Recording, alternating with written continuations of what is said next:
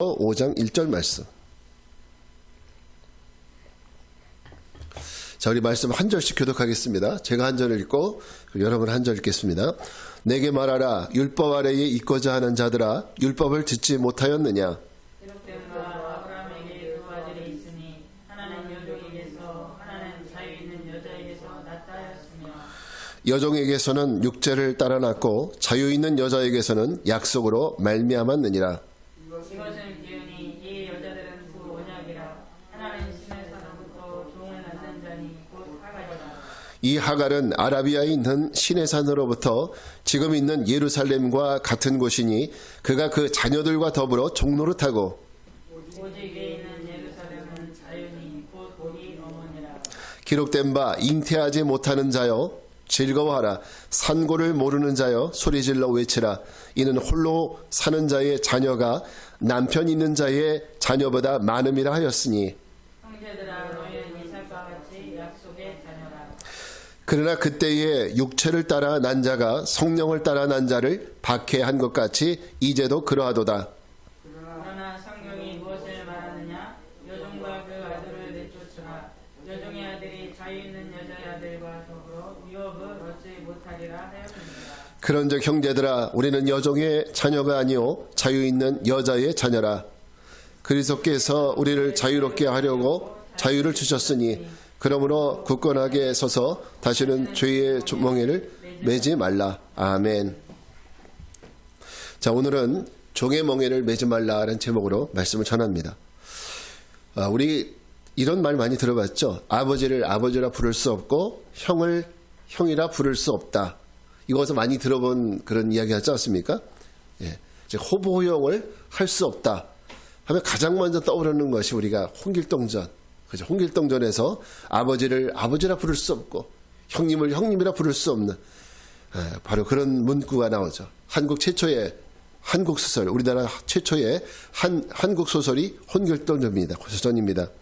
우리가 알다시피 홍길동의 아버지는 홍판서인데 홍길동은 홍판서의 정실의 아들이 아니라 첩의 아들인 서자 출신입니다. 근데 우리 조선시대에는 원래 그 신분제도가 굉장히 엄격하잖아요. 그래서 서자는 그 어머니가 천한 신분이기 때문에 아들은요, 아무리 아버지가 양반이라 할지라도 어머니가 서출이면은, 어머니가 종이면은 그 아들도 결국은 종인 거예요. 그래서 서자는 아버지를 아버지라고 부를 수가 없어요. 뭐라고 부르냐면 나리, 대감마님 이런 식으로 부르는 거죠. 그러니까 종의 어머니가 종이면 결국은 본인도 종이 되는 거예요. 참 재밌죠. 제가 오늘 이 홍길동전에 대한 한 부분을 왜 인용했는가 하면 오늘 바울이 복음을 믿고 하나님의 자녀가 된 이 갈라디아 성도들이 유대 율법자들의 말에 미혹이 돼서 다시 복음을 떠나서 율법으로 돌아가려고 하는 이런 어리석은 모습을 보았기 때문입니다. 이 갈라디아서는요, 결국 변증서예요. 너희가 복음에 있다가 율법으로 돌아가면 안 된다라는 것을 계속적으로 이야기하는 거예요. 그래서 과거 율법으로 돌아가는 것은 어리석은 일이요. 그것은 너희들이 옛날에 지고 있었던 종의 멍에를 어렵게 벗어버렸는데 만약에 너희가 다시 율법으로 돌아간다면 그거는 다시 그 종의 멍에를 다시 매려고 하는 이런 어리석은 일과 똑같다. 이런 얘기를 하는 거예요. 그래서 바울은 오늘 아브라함의 두 아들이 있습니다. 아브라함의 두 아들이 있는데 이삭과 이스마엘을 빗대어서 비유적으로 복음과 그리고 율법을 설명하려고 하겠습니다. 그래서 율법으로 돌아가는 것이 얼마나 어리석은 일인지 이 이스마엘과 이삭을 통해서 설명하려고 합니다. 자, 우리가 이 아브라함의 이야기는 다 알고 있습니다. 그래 한번 오늘 창세기 여행을 떠난다고 생각하고 한번 들어보시기 바랍니다. 여러분 창세기 15장에 그 보면 하나님이 아브라함을 찾아오셔요. 아브라함을 찾아오셔서 그리고는 아브라함에게 약속을 해주십니다. 어떤 약속? 내가 너에게 아들을 주겠다. 상속자를 주겠다. 이렇게 약속하셔요. 그런데 하나님의 약속하시면 금방 다음날 아니면 뭐 그 다음 주에 이루어지는 것이 아니라 시간이 지나도 사라의 배를 아무리 쳐다봐도 사라가 아이를 안 갖는 거예요. 1년이 지나도 2년이 지나도 사라의 배는 정상이에요. 아기가 없어요. 그러니까 아브라함 입장에서는 굉장히 스트레스가 되는 거예요. 아브라함 입장에서는 아니 분명히 하나님이 주신다고 했는데 왜 아들이 없지? 왜 아이가 없지? 이 남편이 얼마나 스트레스 받겠습니까? 근데 더 스트레스 받는 사람은요, 그걸 쳐다보고 있는 그 안에 사라예요. 남편이 매일 스트레스 받아서 아들 이러고 있으니까, 아들 타령하고 있으니까 그걸 보면서 안쓰러운 마음이 드는 거는 그 안에 사라입니다. 그래서 사라가 어떤 결정을 내렸느냐? 저 남편이 저렇게 힘들어하니까 차라리 내 몸적인 하갈이라도 그에게 줘서 빨리 아들을 보게 하는 것이 낫겠다. 이런 생각을 해서 그 남편에게 자기 몸적인 하갈을 줍니다. 그러니까 이거는 우리나라 문화에서는 이해가 안 되지만 그 나라 문화는 충분히 그럴 수 있는 거예요. 자, 그래서 이 하갈에게서 난 아들이 있습니다. 그 아들 이름이 뭐예요? 이스마엘. 그래서 그 이스마엘은 하갈에게서 난 아들입니다. 즉 종의 아들이죠. 그런데 그 후에 시간이 지나서 아브라함이 99세 때에 하나님이 다시 찾아오십니다. 그리고 말씀하시기를 내년 이맘때에 내가 너에게 아들을 줄 거다. 그런데 아브라함이 이 말씀을 잘 믿지 못하는 이유가 그때 이미 아브라함 100세가 됐고 그 안에 사라는 90세예요. 여러분 90세의 여자가 아이를 낳는다는 게 가능한가요? 이거 불가능한 거죠. 왜냐하면 이미 사라는 경수가 끊겼어요. 생리가 끊긴 상태이기 때문에 우리가 생리학적으로는 아이를 낳을 수가 없지요. 자, 생물학적으로 아이가 낳을 수 없는 상황이기 때문에 하나님은 이 사라의 몸을 치유하셔서 아이를 낳게 해주시죠. 그 낳은 아들이 바로 이삭입니다. 그러니까 사라가 생물학적으로 도저히 인간적으로 낳을 수 없는 상황이었는데 하나님이 그를 치료하셔서 낳게 했죠. 그래서 이삭은 하나님의 은혜로 태어난 아들입니다. 이스마엘은 육신의 욕심을 따라 낳은 아들이 바로 이스마엘이고 이삭은 하나님의 언약을 따라서 하나님의 은혜로 태어난 아들이 바로 이삭이에요. 자, 바울이 오늘 이야기는 이 비유로 설명하는데 골자는 이겁니다. 이스마엘이나 이삭이나 아버지가 똑같아요. 그죠? 아버지가 누굽니까? 이스마엘도 아버지가 아브람, 이삭도 아버지가 아브람이에요. 근데 뭐가 틀려요? 엄마가 틀린 거예요. 이스마엘은 엄마가 하갈이고 이삭은 엄마가 사라입니다. 근데 제가 통길동전 말씀을 드렸지만 엄마가 종이다 보니까 그 아들도 역시 종이 되는 거예요. 마찬가지예요. 바울은 똑같은 이야기를 오늘 복음과 율법을 설명하는데 적용하고 있습니다. 육신을 따라 태어난 아들 이스마엘과 약속으로 태어난 이삭 이렇게 말입니다.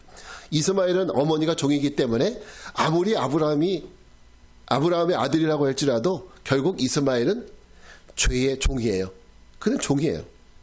그러나 이삭은 늦게 태어났지만 하나님이 내가 줄 거야 약속했었던 그 약속의 아들이 바로 이삭입니다. 그러니까 이삭은 약속의 아들이요 은혜의 아들이라는 거예요. 근데 하나님은 하나님의 기업을 누구에게 주시겠다고 했느냐? 창세기 21장 12절 말씀 한번 같이 읽어볼까요? 시작. 하나님이 아브라함에게 이르시되 내 아이나 내 여종으로 말미암아 근심하지 말고 사라가 내게 이런 말을 다 들으라. 이삭에게서 나는 자라 내 씨라 부를 것임이라. 하나님께서 뭐라고 말씀하세요? 누가 내 씨예요? 이삭에게서 난 자가 내 씨예요. 이스마엘이 아니라는 거죠. 하나님이 정리를 딱 해주잖아요. 사라는요 굉장히 성격이 다혈질적이었던 것 같아요. 지금 이 말씀의 배경이 언제냐면 이삭이 태어나서 젖을 먹다가 젖을 뗀 날이에요.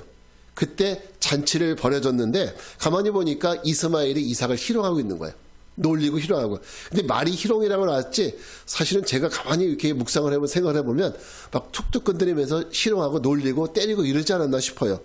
그걸 보면서 이 사라가 굉장히 화가 난 거죠. 다혈질적으로 화가 나서 결국은 남편 아브라함에게 소리를 지르면서 하기를 저 종놈과 그 하갈과 그 아들을 내어 쫓으시오 하고 말하는 겁니다. 그때 초조해서 이렇지도 못하고 저러지도 못하고 갈등하고 있는 아브라함에게 하나님께서 말씀하시는 겁니다. 아브라함아, 이스마엘이 네 씨가 아니라 이삭이 네 씨다. 그러니까 그의 말을 들어서 내어 쫓으라고 얘기하는 겁니다. 그래요. 이스마엘, 그는 아들이지만 그냥 종의 아들에 불과한 겁니다. 그러나 이삭은 하나님이 말씀하신 약속의 자녀이기 때문에 똑같은 아들이지만 질이 다른 거예요. 급이 다른 거고 그의 길이 다른 겁니다. 그 출신이 다른 거예요. 시작과 끝이 다른 거죠.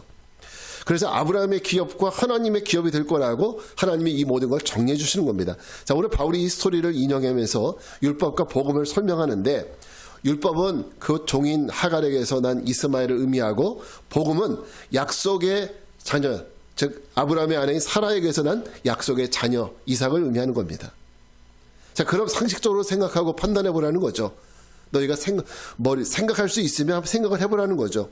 율법을 따름으로, 다시 말해서 그 종의 자녀 이스마엘을 따라감으로 다시 죄의 멍에를 질 건지, 아니면 복음 약속의 자녀를 따라가서 너희가 하나님의 유업을 받을 건지, 어떤 것이 옳으냐는 거죠.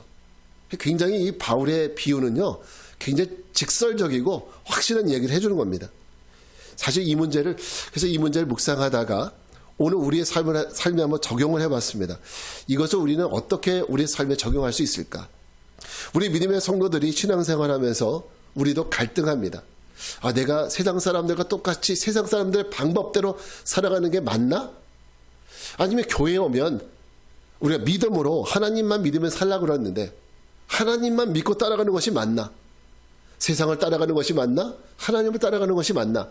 이 둘 사이에서 성도들은 갈등한다는 거죠. 이 갈라디아 사람들처럼 말이죠. 오늘 이 말씀은 어떻게 보면 우리들에게 성경적인 좋은 대답을 줄 거라고 생각합니다. 그렇다면 우리는 왜 우리 직장과 친구가 있는 이 세상의 삶을 따라가면 안 되고 우리는 그냥 믿음만 따라야 살아야 될까요? 첫째는 율법이 주는 것은요, 종의 멍이기 때문입니다. 즉 세상을 따라 사는 삶은 종의 멍이기 때문이에요. 자, 24절 말씀을 같이 읽겠습니다. 시작. 이것은 비유니 이 여자들은 두 언약이라 하나는 신의 산으로부터 종을 낳은 자니 곧 하갈이라. 자, 바울이 말하는 바는 하갈은 종의 몸이기 때문에 그가 낳은 아들이 아무리 똑똑하고 잘생겨도, 그가 아무리 태어나자마자 구구단을 메고 영어를 하고 뭐 불어를 한다 할지라도, 좋은 대학을 간다 할지라도 그 아들은 결국은 뭐예요? 결국은 종이라는 거예요. 아무리 열심히 해도 종이라는 신분을 벗어날 수 없다는 거예요. 그래서 종을 따르는 사람들에게 줄 수 있는 것은요, 그 종을 따르는 사람들에게 줄 수 있는 것은 결국 뭐냐? 종의 멍에밖에 없다는 거예요. 그러니까 율법이 아무리 좋아도요, 율법을 따라가는 사람들에게 줄 수 있는 것은 율법의 멍에밖에 없다는 거예요. 그렇죠. 종이 아무리 뛰어나도 주인의 기업을 하나도 받을 수 없어요. 아까 제가 홍길동 또 말씀을 드리지만, 홍길동이 아무리 뛰어나고 착하고 그 똑똑해도 그 아버지 홍판서의 재산을 하나라도 받을 수 있나요? 그런 법적인 그런 그 자격이 하나도 없어요. 바울은 오늘 힘줘서 말합니다. 안 된다고. 만약에 율법을 따르고자 한다면 결국은 너희가 얻는 것이 뭐냐? 주님의 기업이 아니라 너희가 마침내 얻는 것은 종의 멍에만 얻게 될 거라는 거예요. 자, 이것이 저와 여러분이 이 세상을 따라 살면 안 되는 이유입니다. 바울은 이 세상을요, 하갈과 같은 존재라고 말해요. 우리 25절 말씀 같이 한번 읽어볼까요? 25절 시작. 이 하갈은 아라비아에 있는 신의 산으로서 지금 있는 예루살렘과 같은 곳이니 그가 그 자녀들과 더불어 종노릇하고. 사실 예루살렘은 우리가 생각할 때 거룩한 성지예요. 그죠? 하갈은 지금 있는 예루살렘, 즉 이 땅에 있는 예루살렘과 같다라는 거예요. 근데 성경에는 두 개의 예루살렘이 있죠. 그죠? 하나는 지금 저 이스라엘에 있는 이 땅에 지상의 예루살렘이 있어요. 지상의 예루살렘. 그러나 또 하나의 예루살렘이 성경에 나와요. 요한계시록에 보면 어디에 있는 예루살렘이에요? 하늘에 있는 새 하늘과 새 땅과 새 예루살렘. 그 예루살렘이 언제 온다 그랬어요? 주님이 이 땅에 재림하실 때 같이 이 땅에 임한다고 그랬어요. 요한계시록에 보면은 새 하늘과 새 땅, 새 예루살렘, 그 예루살렘을 얘기하는 거예요. 그래서 바울은 이 세상에 있는 예루살렘을 바로 하갈이라고 얘기하는 거고, 율법적으로 비유하고 있고 하늘에 있는 마지막 때에 이 땅에 임할 예루살렘을 복음으로 이야기하고 있는 겁니다. 결국 이 땅에 있는 예루살렘을 따라가다 보면 결국은 죄의 종밖에 안 된다는 거예요. 그래서 우리가 따라가야 될 그 예루살렘은 이 땅의 예루살렘이 아니라 저 하늘에 있는 예루살렘을 따라가야 된다는 얘기예요. 그 예루살렘을 우리가 소망하고 가야 된다는 거죠. 여러분, 우리가 왜 세상을 따라 살면 안 되는지 이해가 되십니까? 여러분은 율법, 이 세상의 삶을 따라 살 때 우리에게 줄 수 있는 것은 구원이 아니라 결국은 마침내는 죄의 멍에, 종의 멍에, 이 종의 멍에는 결국 심판으로 이어진다는 것을 알아야 합니다. 그러면 성도는 우리가 세상에 살아가되 이 세상에 속한 자로 살면 안 돼요. 이 세상에 속한 자가 아니라 하늘에 속한 자로 살아야 할 줄 믿습니다. 여러분, 믿음을 따라 하늘에 속한 자로 살아갈 수 있게 되길 바랍니다. 두 번째는, 그러나 우리가 세상에 속한 자가 아니라 하늘에 속한 자로 살아가려고 할 때, 율법을 거부할 때 박해도 있습니다. 박해도 있다라는 거예요. 우리 29절 말씀 같이 읽겠습니다. 시작. 그러나 그때에 육체를 따라 난 자가 성령을 따라 난 자를 박해한 것 같이 이제도 그러하도다. 자, 이 얘기는 창세기 21장을 배경으로 하고 있는 그런 얘기입니다. 이삭이 태어나고 앞에서 얘기했던 대로 젖을 떼는 날에 아브라함이 큰 잔치를 베풀었을 때 누가 누구를 박해했어요? 이스마엘이 이삭을 놀리고 희롱하고 때리고. 근데 바울은 이것을 어떻게 비유하느냐면 이 땅에서 우리 그리스도인들이 받는 박해로 이해하고 있어요. 그렇게 비유하고 있는 겁니다. 이를 보고 한성주라는 사라가 참지 못하고 분을 내면서 아브라함에게 저 종과 그 아들 내쫓으라고 말하는 거예요. 그래야 되는 거예요. 그랬더니 하나님께서 그 말을 들으라고 하죠. 자, 창세기 21장 12절 말씀 앞에서 했던 얘기 다시 한번 읽겠습니다. 시작. 하나님이 아브라함에게 이르시되 내 아이나 내 여종으로 말미암아 근심하지 말고 사라가 내게 이런 말을 다 들으라. 이삭에게서 나는 자라야 넷이라 부를 것임이니라. 아멘. 자, 바로 이거예요. 하나님은 오늘 분명히 정리해 주시기를, 자, 사라가 한 말 다 들으라. 이삭에게서 난 자라야 넷이라 부를 것입니다. 그러니까 그 아들과 그 종을 내쫓는 것이 맞다는 거예요. 그러면 율법, 우리가 예수 믿기 전 다 이걸 지켜왔어요. 근데 이제는 주님 안에, 믿음 안에 있으면 어떻게 해야 돼요? 이제 그 율법을 내쫓으라는 거예요. 그게 맞다라는 거죠. 여러분, 이 땅에서 우리가 복음을 믿고 하나님의 자녀로 살아가려고 할 때 이 세상은 절대 믿음으로 살려고 하는 하나님 백성들을 그냥 두지 않습니다. 우리가 그냥 대충 살겠다. 예수 믿지만 세상 사람들처럼 술도 마시고 모두 하고 이러면서 대충 어울려 살겠다. 이렇게 생각하면 박해도 없어요. 희롱도 없어요. 그러나 우리가 예수님 믿는 사람으로 나는 정확하게 살고 싶어. 이렇게 살면은 분명히 세상에서 박해가 있고 희롱이 있습니다. 이것이 오늘날 믿음의 성도들도 겪고 있는 우리가 영적 전쟁의 한 형태가 아닙니까? 영적 전쟁. 믿지 않는 사람들과 살아갈 때 믿는 성도들은 주일날 교회 못 나가게 하고, 그다음에 교회 나가면 인사 고가 점수를 깎고, 그죠? 불리하게 반영하는 거죠. 왕따를 시킨다든지 이런 일들이 우리 주변에서 실제로 있는 일들입니다. 또 그런가 하면 옛날에 우리 부모님 시대에는 교회 나가면 부모님들한테 얼마나 핍박을 많이 받았습니까? 이렇게 모양과 형태는 달라도 이런 영적 싸움은 이스마엘이 이삭을 괴롭히는 것과 같은 것으로 바울은 해석하고 있습니다. 여러분 보십시오. 이런 영적 싸움들이 믿음의 성도들의 삶에 분명히 있지만요, 우리는 이삭처럼 그 영적 싸움을 승리해야 됩니다. 우리는 주님의 나라에 들어갈 때까지 이렇게 영적 싸움을 끝까지 싸워서 승리해야 되죠. 예수 믿고 사노라면 더 큰 핍박과 박해, 우리가 생각하지도 못하는 이런 일들이 실제적으로 우리에게 있을 거라고 예수님은 미리 말씀해 주셨어요. 우리에게 박해가 있을 것이고 그 환란이 있을 거라 했어요. 그러나 주님은 내가 그럼 피하게 해줄게 이렇게 말씀하신 것이 아니라 어떻게 하셨습니까? 인내하고 이기라고 했어요. 핍박이 있을 텐데 내가 너희를 피하게 해줄게가 아니라 그 핍박을, 박해를 인내하고 이겨라. 여러분 오늘 이것이 우리가 해야 될 일입니다. 영적 핍박이 있어요. 예수님 믿음을 살려고 할 때. 그래 어떻게 되느냐? 인내해야 되는 거죠. 이겨나가야 되는 거죠. 이게 오늘 우리가 해야 될 일입니다. 오늘 우리에게 이런 인내의 믿음이 있어서 어떤 영적 싸움에도 능히 승리할 수 있는 우리 모두가 되길 바랍니다. 자, 세 번째, 자, 하나님의 유업은 약속의 자녀에게만 있다는 거예요. 하나님의 유업은 오직 하나님의 자녀에게만. 자, 30절 말씀을 같이 읽겠습니다. 그러나 성경이 무엇을 말하느냐? 여종과 그 아들을 내쫓으라. 여종의 아들이 자유 있는 자의 아들과 더불어 유업을 얻지 못하리라 하였느니라. 자, 오늘 이 사라의 이야기를 들어보면 여자의 아들과 더불어 유업을 얻지 못한다. 여종의 아들은 유업을 얻지 못한다. 그럼 누구만 유업을 얻는다는 거예요? 약속의 아들만, 이삭만 유업을 얻을 수 있다는 거예요. 우리가 여러분 이런 영적 싸움에도 불구하고 우리가 믿음을 끝까지 지켜야 되는 이유가 무엇입니까?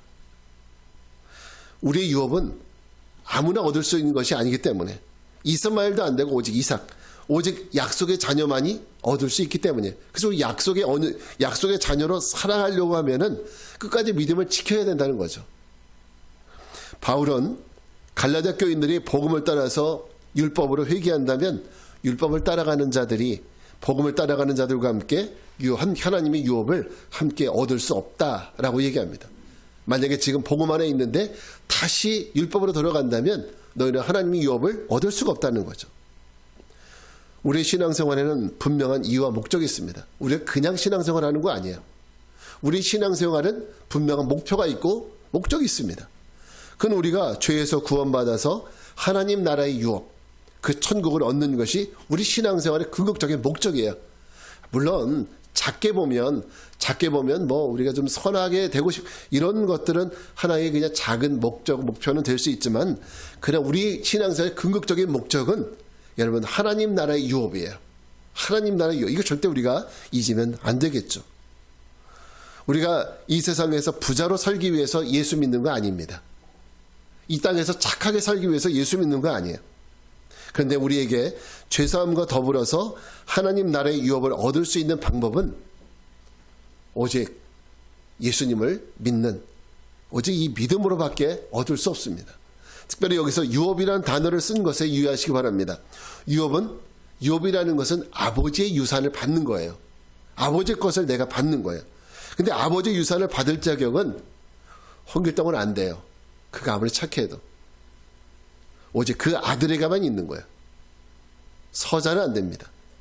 그런데 하나님은 율법을 따르는 자를 아들로 인정하는 것이 아니라 믿음을 따르는 자들을 아들로 인정한다는 거죠.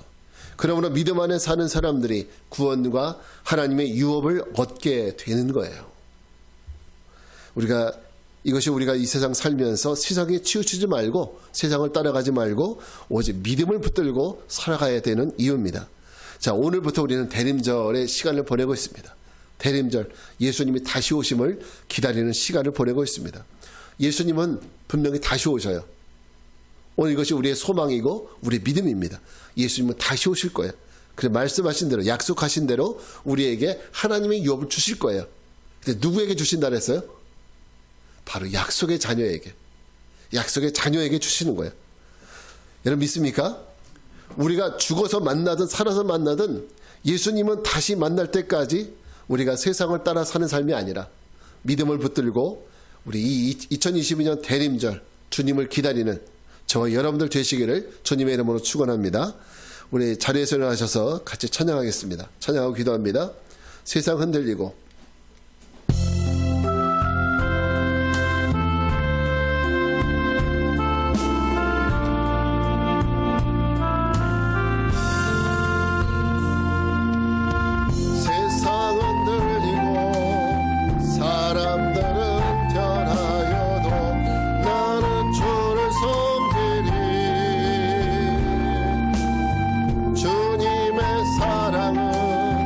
영원히 변하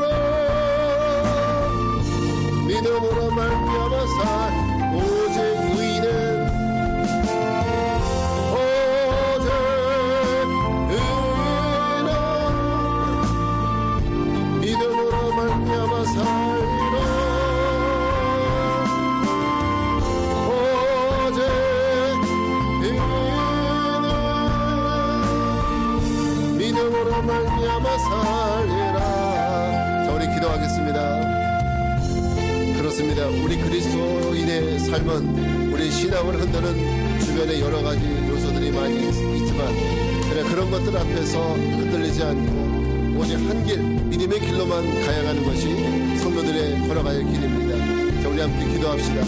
주님, 아무리 세상이 흔들리고 요란하여도 오직 예수 그리스도를 믿는 그 믿음의 길로만 걸어가게 해달라고 주님을 한번 부르고 기도하겠습니다. 주여, 은혜와 자비 아버지 하나님 감사합니다. 오늘도 우리가 믿음 안에서 살아가는 그 믿음으로만 걸어가는 저를 되게 도와주시옵소서. 저 세상의 길에는 하나님의 이제 주님 구원의 길이 없고 또 아버지 하나님의 유업을 하나님 얻을 수도 없다는 것을 하나님 말씀을 통해서 깨닫습니다. 오 주님이 흔들리게 해주시옵소서. 우리로 하여금 더욱더 하나님의 은혜와 사랑하는 몸을 하여 주시옵소서. 저 세상을 따라 살아가는 하나님의 이제 수많은 사람들이 있지만 우리가 걸어가야 될 길은 좁은 길 아버지 그 길로 걸어갈 때 하나님 그 길 끝에서 살아계신 주님을 만나게 될 줄 믿습니다. 하나님 우리를 인도하여 주시옵시고 그 길로 걸어가게 하여 주시옵소서.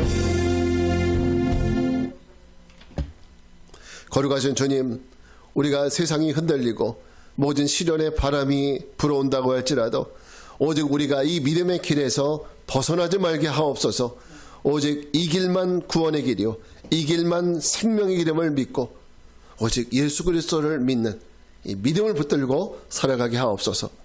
지금은 성부 성자 성령 삼위일체 하나님의 은혜와 평강이 세상에서 어떤 시련 앞에서도 오직 믿음의 길을 걸어갈 것을 결단하고 세상을 향해 나가는 성도들 위해 이제로부터 영원까지 함께 하옵시기를 간절히 축원하옵나이다.